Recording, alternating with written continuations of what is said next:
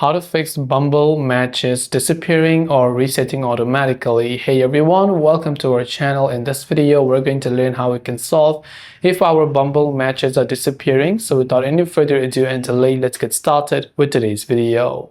If your Bumble matches are disappearing, or maybe it's getting resetted for some reason, what are the reasons why this is happening? Now, the Bumble works in quite a weird way, right? It gives a woman the power and the utility. If you match with someone on Bumble, and if the female has not messaged you within 24 hours after you have been matched, the match is automatically going to get unmatched. So it is a whole female game. If you match with someone, the woman must actually message first. Otherwise, the male cannot actually message first on Bumble. The other reason why this also happens if the other person has manually unmatched you, or maybe they have deactivated their account after being matched or so on. Those could be some of the reasons why you're still facing the issue.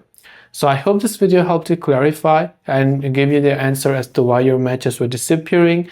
I hope the video helped you. If you have any questions, feel free to leave them down. Thanks for watching and see you in the next video.